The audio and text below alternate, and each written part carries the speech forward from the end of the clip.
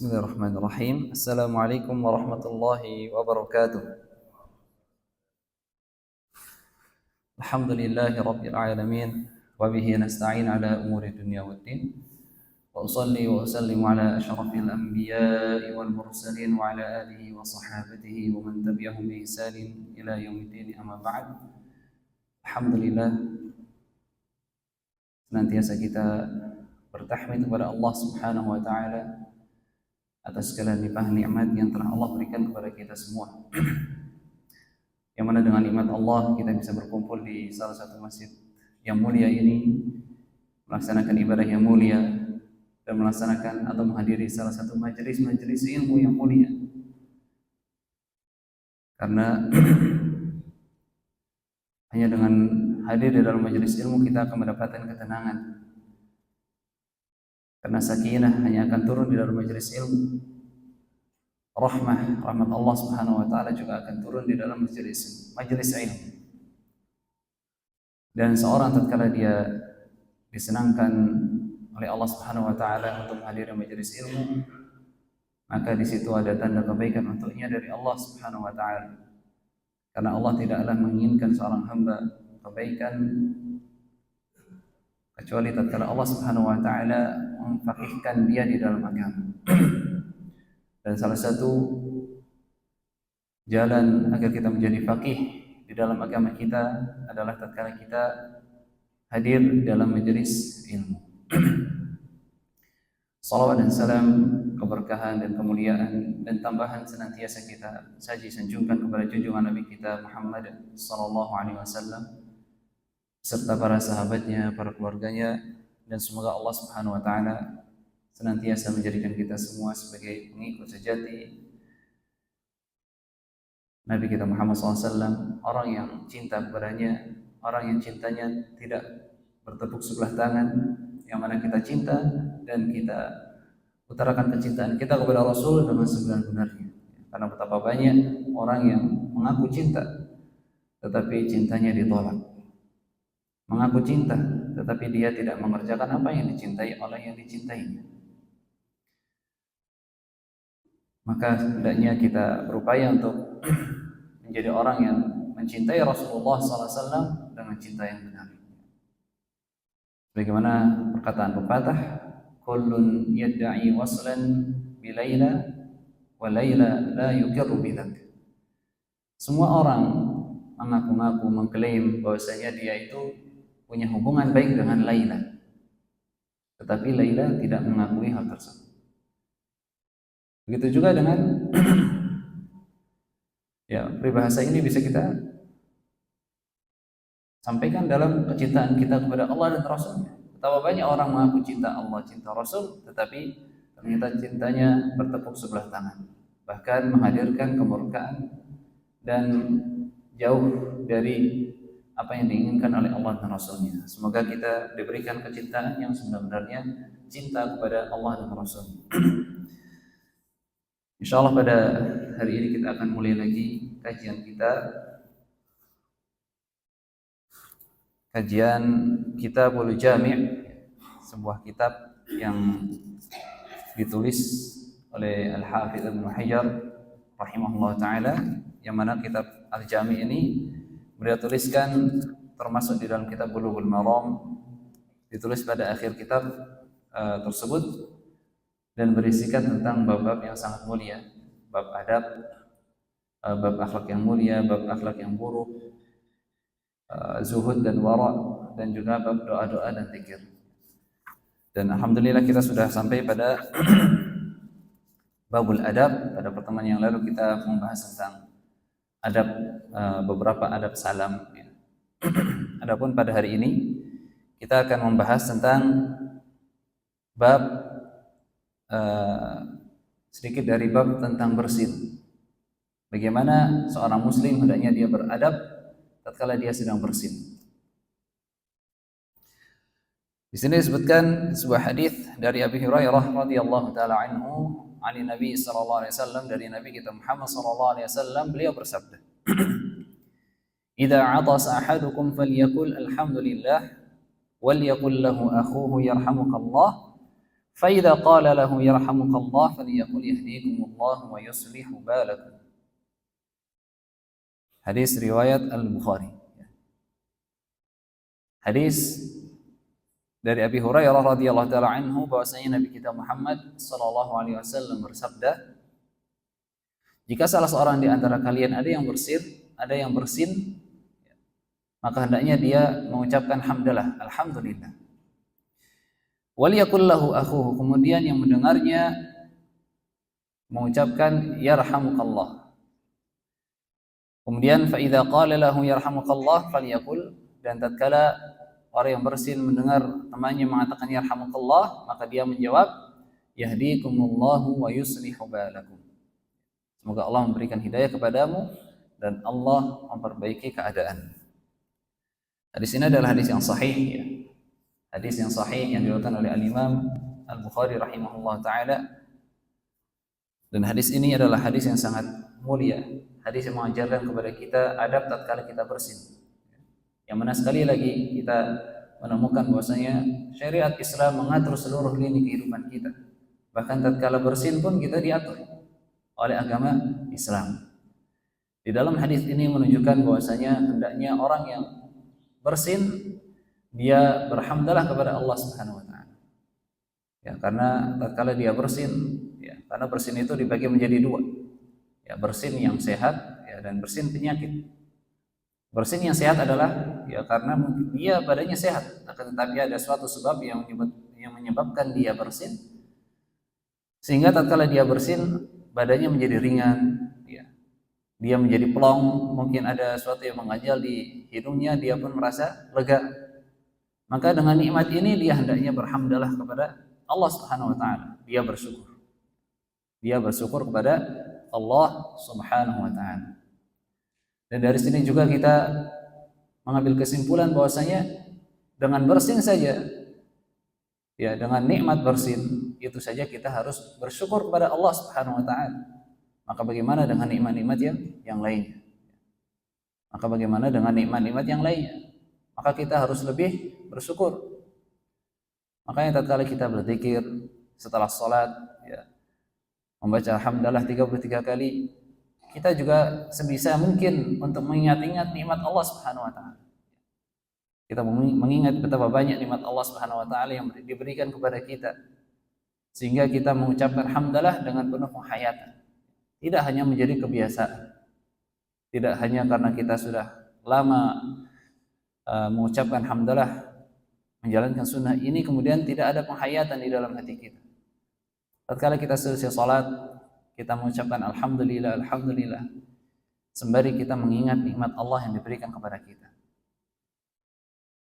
Bukankah Nabi Nuh alaihi salam, beliau disifati oleh Allah Subhanahu wa taala, innahu kana 'abdan syakura. Sesungguhnya Nabi Nuh termasuk dari hamba yang bersyukur. Para ulama, ya, tatkala kita membaca kitab tafsir seperti tafsir Ibnu Katsir rahimahullah taala menyebutkan mengapa Nabi Nuh disebutkan sebagai hamba yang bersyukur, disifati oleh Allah Subhanahu wa taala sebagai hamba yang syakur, hamba yang senantiasa bersyukur kepada Allah Subhanahu wa taala.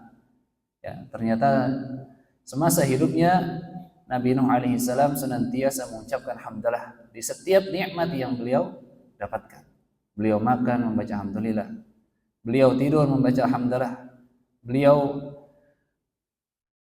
menggunakan pakaian membaca hamdalah, minum membaca hamdalah. Seluruh nikmat yang beliau dapatkan dari Allah Subhanahu wa taala, dia kembalikan nikmat tersebut kepada Allah.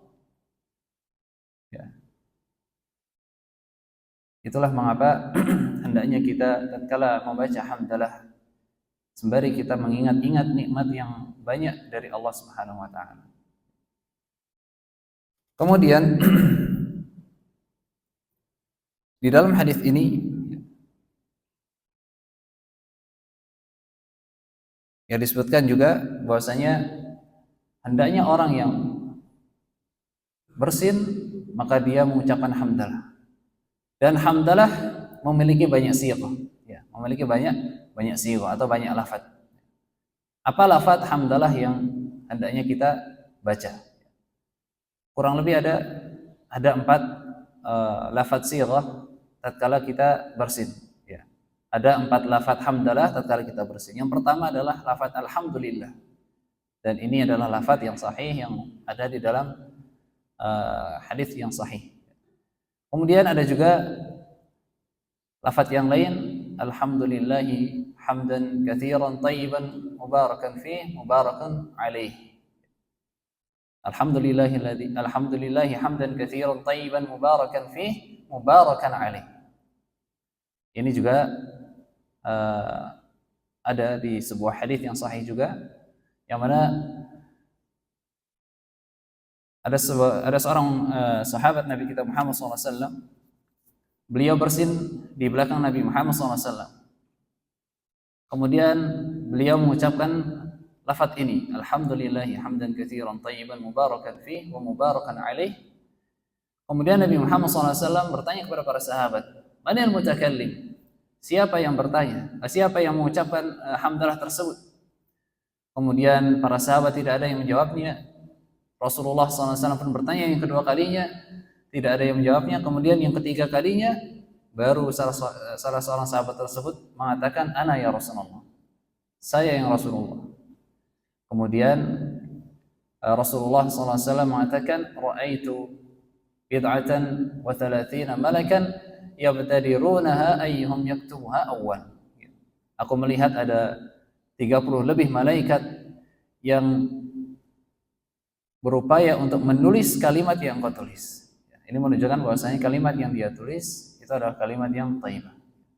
Walaupun ya, di dalam hadis yang lain hadis ini dikaitkan dengan bacaan setelah sami Allahu liman hamidah. Tetapi hadis ini juga sahih menunjukkan bahwasanya lafaz hamdalah itu bisa bervariasi.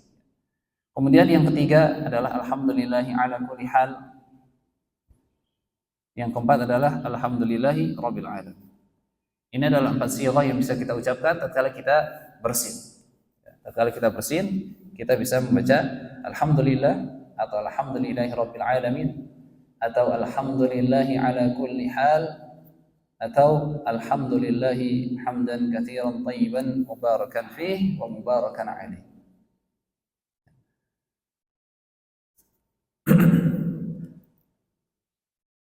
Kemudian ya disebutkan di dalam hadis yang lain dari Abi Hurairah radhiyallahu taala anhu dari Nabi kita Muhammad sallallahu alaihi wasallam, beliau bersabda, innallaha yuhibbul 'atas wa yakrahu at-tatha'ub. Fa idza 'atasa fa hamidallah fa haqqun 'ala kulli muslimin sami'ahu an yushammita. Sesungguhnya Allah Subhanahu wa taala cinta orang yang bersin dan dia benci orang yang menguap. Dan maka tatkala ada salah seorang di antara kalian yang bersin, kemudian dia mengucapkan hamdalah, kemudian yang lain mendengarnya, maka wajib bagi yang lainnya untuk an yushammitah. An yushammitah yaitu membacakan yarhamukallah. Membacakan yarhamukallah. Dari hadis ini ya, para ulama berselisih pendapat. Apa hukumnya orang ya mengucapkan yarhamukallah kepada orang yang bersin, kemudian dia mengucapkan hamdalah. Apa hukumnya tatkala kita mendengar ada teman kita bersin, kemudian dia mengucapkan hamdalah, ya apa hukum kita mengucapkan yarhamukallah kepadanya? Maka di sini para ulama ya berbeda pendapat. Ada yang mengatakan fardhu ain, ya setiap orang yang mendengar bersinnya dan mendengar hamdalahnya maka dia wajib untuk mengucapkan yarhamukallah. Ya, salah satu dalilnya adalah hadis ini. Ya. Karena di dalam hadis tersebut disebutkan fahaqqun 'ala kulli muslimin sami'ahu an yushammita. Maka wajib bagi setiap muslim yang mendengar orang yang bersin kemudian dia berhamdalah untuk bertashmid, yaitu dia mengucapkan yarhamukallah. Ada juga pendapat lain yang mengatakan bahwasanya hukumnya adalah fardu kifayah, seperti hukum menjawab salam. Dan juga ada juga ulama lain mengatakan bahwasanya hukumnya mustahab, ya, karena di dalam hal ini adalah tentang bab adab, ya, sehingga perintah yang ada di dalam hadis ini dibawa ke dalam bab adab. Ala kulli hal, wallahu a'lam mana yang rajih, maka hendaknya seorang muslim dia berupaya untuk mengamalkan tashmid ini, ya. Karena salah satu hak seorang muslim adalah tatkala dia bersin dan dia mengucapkan hamdalah, salah satu haknya adalah kita bertashmid untuknya, yaitu kita mengucapkan yarhamukallah, mengucapkan yarhamukallah. Kemudian di dalam hadis ini juga ya menjelaskan kepada kita semua bahwasanya hendaknya seorang yang bersin tatkala dia ditashmid oleh orang lain, ya, tatkala orang lain mengucapkan yarhamukallah, maka dia berupaya untuk membalas kebaikannya dengan mengucapkan yahdikumullahu wa yuslihu balakum, karena dia telah diberikan doa oleh orang lain. Orang lain telah memberikan doa kepadanya yarhamukallah, sehingga hendaknya dia membalas kebaikan tersebut dengan membacakan doa untuknya, dengan bacaan doa yahdikumullah wa yuslihu balakum. Dan ini adalah salah satu ajaran Islam, karena ajaran Islam tatkala kita menerima kebaikan dari orang lain, sebisa mungkin kita membalas kebaikannya, sebisa mungkin kita membalas kebaikannya. Man suni'a ilaihi ma'rufan fakafi'uh, fa idza lam tajidu ma tukafi'unahu fad'u lahu bil khair, atau kama qala Rasulullah SAW. Tatkala ada orang yang berbuat baik kepadamu, maka balaslah kebaikan tersebut dengan yang sepadan. Dan tatkala kalian tidak bisa menemukan suatu yang sepadan untuk membalasnya, maka doakan untuknya dengan doa-doa yang baik. Makanya kita disunahkan tatkala ada orang yang berbuat baik kepada kita, kita membaca doa untuknya jazakallahu khairan, atau dalam bahasa Indonesianya semoga Allah membalas dirimu dengan kebaikan.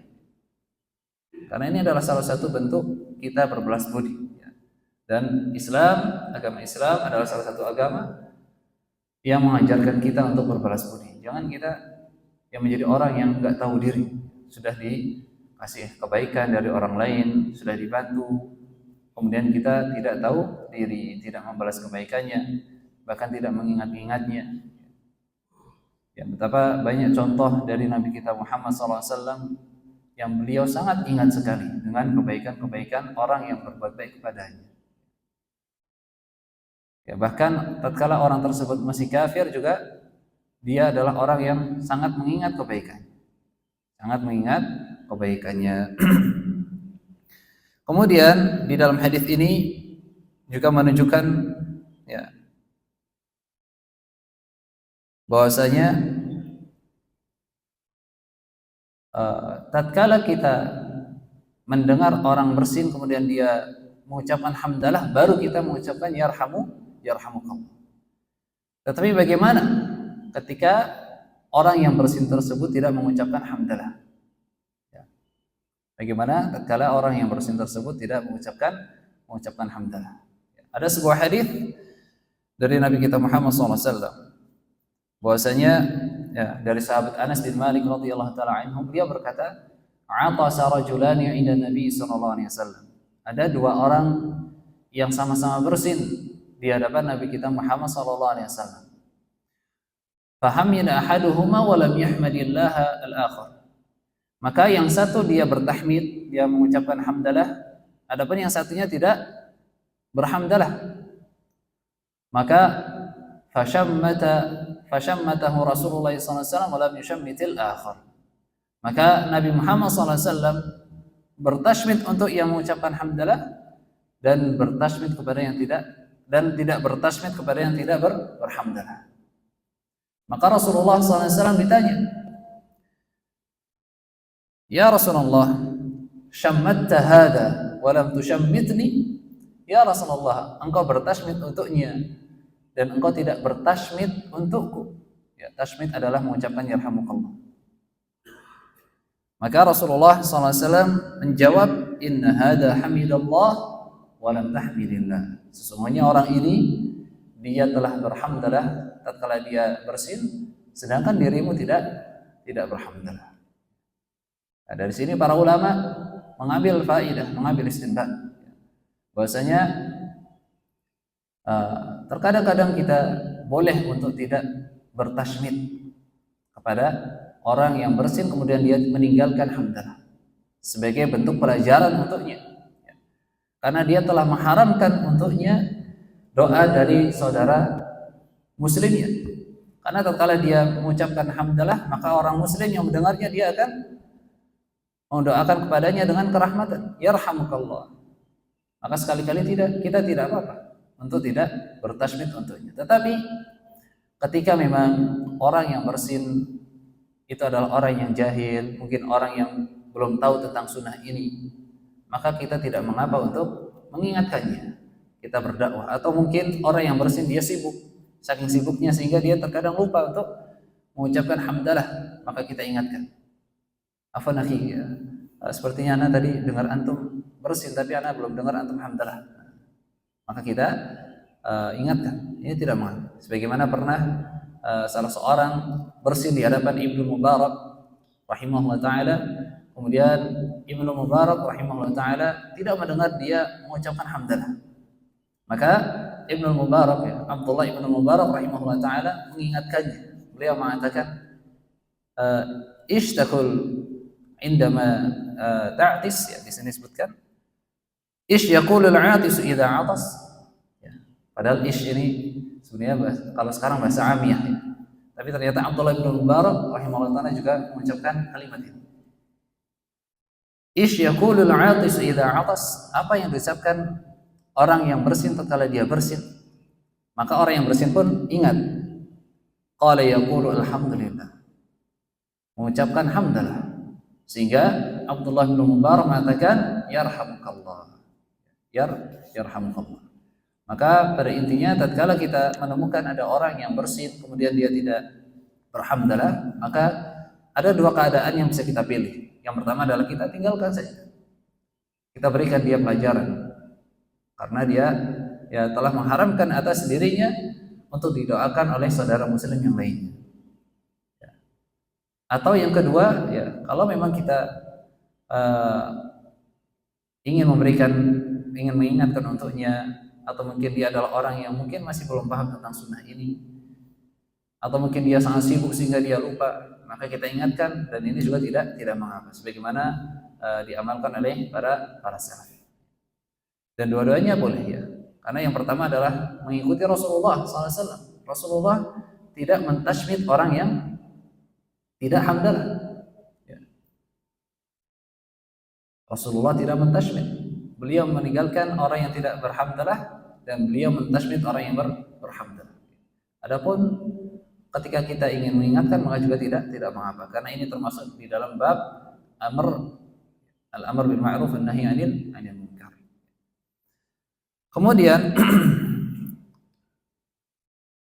bagaimana tatkala ada orang bersin dan dia berhamdalah dan kita bisa memastikan bahwasanya dia berhamdalah, tetapi kita tidak dengar kalau dia ini hamdalah. Ya, contohnya semisal kita ya ada teman kita yang mana dia senantiasa berhamdalah tatkala dia bersin. Dalam suatu kasus ketika dia bersin dia hanya qomat qamis saja. Ya, tetapi kita tahu bahwasanya dia ini berhamdalah.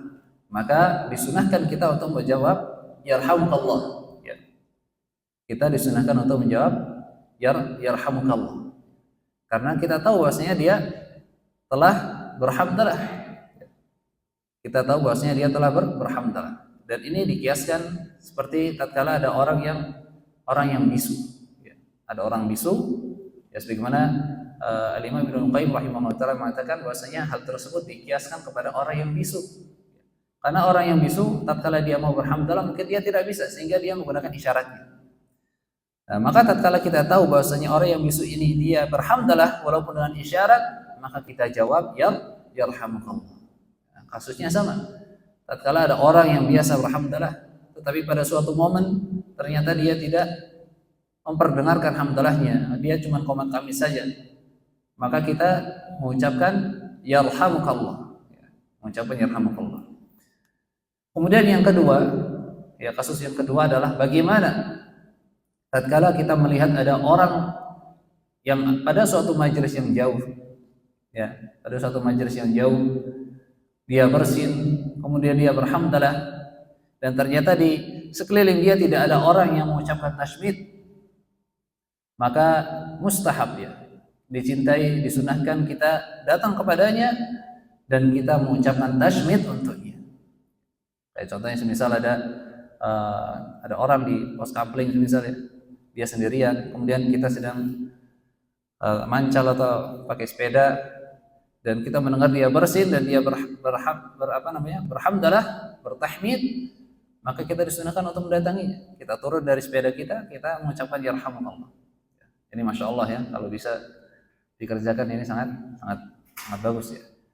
Karena pernah terjadi ya disebutkan oleh Al-Hafidz Ibnu Hajar rahimahullah taala di dalam kitab Fathul Bari ya. Beliau menukilkan sebuah riwayat dari Ibnu Abdul Bar ya, seorang ahli hadis yang mana Al-Hafidz Ibnu Abdul Bar rahimahullah taala meriwayatkan dengan sanad yang jayyid, dengan sanad yang baik tentang cerita dari Abu Dawud As-Sijistani rahimahullah taala. Jadi Al-Imam Abu Dawud As-Sijistani, seorang pengarang kitab As-Sunan Abi Dawud, beliau pernah suatu hari berada di satu perahu atau satu kapal. Beliau ingin safar. Kemudian ketika beliau berada di kapal yang beliau tunggangi, beliau mendengar ada orang yang bersin di pantai, di tepi pantai, tepi laut. Kemudian beliau mendengar dia mengucapkan alhamdulillah. Maka beliau pun ya membeli atau menyewa kapal kecil untuk pergi menujunya hanya untuk mengucapkan yarhamukallah. Ya, ini saking beliau cinta untuk menjalankan sunnah Nabi kita Muhammad SAW. Beliau sampai menyewa perahu yang kecil dengan harga 1 dirham hanya untuk turun dari kapalnya menuju orang tersebut dan dia mengucapkan yarhamukallah, kemudian dia balik menuju kapalnya. Sehingga ada seorang yang bertanya kepadanya, "Wahai Abu Dawud, mengapa kamu sampai-sampainya menyewa satu kapal yang kecil untuk mengucapkan yarhamukallah?" Kemudian beliau pun mengatakan, "La'allahu an yakuna mujabad da'wah." Bisa jadi orang yang bersin itu adalah orang yang doa-doanya diterima oleh Allah. Karena tatkala kita mengucapkan yarhamukallah, maka dia akan membalas yahdikumullah. Dia akan membalas semoga Allah memberikan hidayah. Dan tatkala doa tersebut ya berasal dari orang yang senantiasa doa-doanya diijabah, maka ini adalah sebuah doa yang sangat mulia. Doa hidayah ya. Doa modal yang sangat mahal, karena hidayah adalah modal yang sangat mahal. Betapa banyak orang yang di sekeliling orang-orang soleh tapi dia tidak dapat hidayah, dan betapa banyak orang yang berada di sekeliling orang-orang yang fajir, orang yang fasik, tetapi dia mendapatkan hidayah. Makanya Al-Imam Abu Dawud rahimahullah taala beliau ingin mendapatkan doa tersebut dan beliau berhusnudzan kepada orang itu, bisa jadi dia adalah orang yang mujabah dakwah, orang yang doanya selalu diijabah oleh Allah Subhanahu wa taala.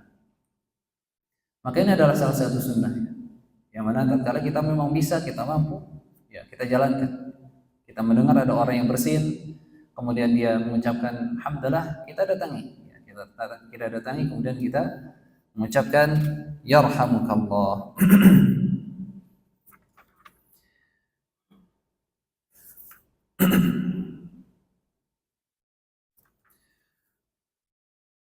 Kemudian salah satu permasalahan juga yang ingin kami sampaikan adalah berapa batas kita boleh untuk mentashmid? Ya, berapa batas tashmid yang kita ucapkan kepada teman kita yang bersin? Ada yang mengatakan bahwasanya batas tashmid adalah sekali saja. Ya, yang mana ketika ada orang yang bersin sekali, kemudian dia mengucapkan hamdalah, maka kita bertashmid untuknya sekali, yarhamukallah. Dan tatkala dia bersin yang kedua kalinya dan dia berhamdalah, maka sudah tidak menjadi kewajiban untuk kita bertashmid untuknya. Dan ini adalah ya berasal dari sebuah hadis dari Nabi kita Muhammad SAW, yang mana hadis ini disebutkan oleh hadis Salamah ibn al-Akhwa radhiyallahu taala anhu, bahwasanya beliau mendengar Nabi kita Muhammad SAW berkata kepada seorang laki-laki yang bersin di hadapannya, Kemudian Rasulullah SAW mengatakan yarhamukallah. Kemudian orang tersebut bersin untuk yang kedua kalinya. Tsumma atasa ukhra. Kemudian orang tersebut bersin untuk yang kedua kalinya. Faqala lahu Rasulullah SAW, ar-rajulu mazkum. Sungguh orang ini sedang ada penyakit zukam atau pilek atau flu. Maka dari sini para ulama ada yang mengatakan bahwasanya tashmid itu hanya sekali saja. Tashmid hanya sekali saja. Dan ada ulama lain yang mengatakan bahwasanya tashmid itu maksimal adalah 3 kali. Adapun yang keempat kalinya maka itu sudah menjadi penyakit ya. Sehingga doanya kita berubah. Yang awalnya yarhamukallah menjadi yashfikallah atau semoga Allah Subhanahu wa taala menyembuhkan. Dan ulama ini berdalil dengan sebuah athar, sebuah riwayat yang mana riwayat tersebut diperselisihkan apakah riwayat tersebut marfu' dikatakan oleh Nabi Muhammad SAW atau dikatakan oleh para sahabat. Yang mana riwayat tersebut yang mengatakan yushammatul muslimu idza atasa 3 marrat fa in zada fa huwa zukam. Seorang muslim dia diberi tashmid maksimal tatkala dia bersin 3 kali. Adapun setelah 3 kali maka itu bukanlah bersin yang sehat tapi bersin penyakit. Sehingga doanya diganti, yang awalnya yarhamukallah diganti menjadi yashfikallah atau semoga Allah memberikan kesembuhan untuk. Ini sebuah athar yang mana diperselisihkan. Apakah ini sabda Nabi Muhammad SAW atau mauquf perkataan para sahabat, sehingga para ulama berbeda pendapat. Akan tetapi wallahu a'lam, para ulama yang mengatakan bahwasanya tidak apa-apa kita mengucapkan sampai 3 kali. Sebagaimana pilihan Al-Imam Ibnu Al-Qayyim rahimahullah taala, wa fihi i'tidarun an tarki tashmitihi ba'da 3. Yang mana di dalam hadis ini menunjukkan bahwasanya ada uzur ya, untuk kita tidak bertashmid ba'da 3 setelah orang tersebut bersin 3 kali. Adapun bersin yang pertama kita bertashmid, kedua bertashmid, yang ketiga bertashmid, dan setelahnya itu kita tidak bertashmid. Kita mengucapkan doa semoga Allah Subhanahu wa taala memberikan kesembuhan untuk. Karena bersin yang keempat adalah bersin penyakit. Bersin penyakit. Kemudian yang selanjutnya adalah yang terakhir, hendaknya seorang yang bersin dia berusaha untuk menjaga adab bersin, yang mana dia tidak mengeraskan suaranya. Dia juga berusaha untuk menutup mulutnya, ya, menutup hidungnya. Dia tidak menoleh kanan kiri ketika ada teman-temannya di sampingnya. Dia berusaha untuk menahan bersinnya. Ini adalah salah satu adab bersin. Sebagaimana yang dilakukan oleh Nabi kita Muhammad SAW.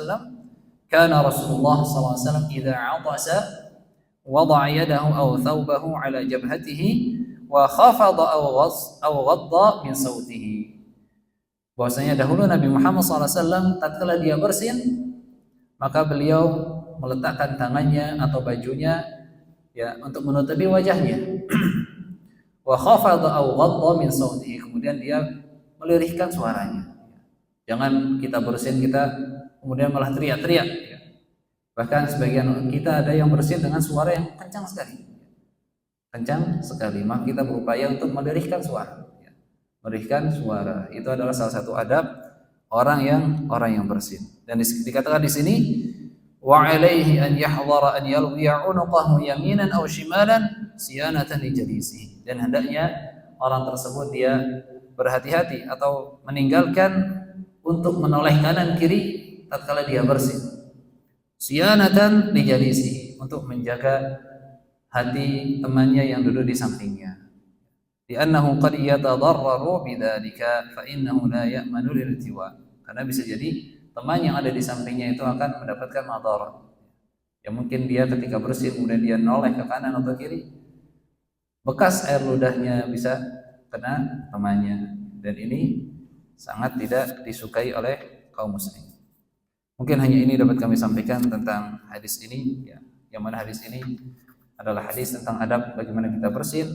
dan kita ya sering ya bersin, kita sering bersin sehingga kita berupaya untuk menjalankan hadis ini. Ini adalah adab yang mulia, dan sekali lagi agama Islam adalah agama yang mengajarkan kita adab di seluruh lini kehidupan kita. Dan tatkala kita berupaya untuk menjalankan adab-adab tersebut, hidup kita menjadi teratur. Hidup kita menjadi teratur. Dan orang dan manusia adalah orang yang senantiasa suka diatur. Terlebih yang mengatur adalah syariat Islam. Mungkin hanya ini dapat kami sampaikan, kurang lebihnya kami mohon maaf. Semoga apa yang kami sampaikan bermanfaat untuk kita semua. Wabillahi taufiq wal hidayah. Kita tutup majelis ini dengan doa kafaratul majelis. Subhanakallahumma bihamdika asyhadu an la ilaha illa anta astaghfiruka wa atubu ilaik. Assalamualaikum warahmatullahi wabarakatuh.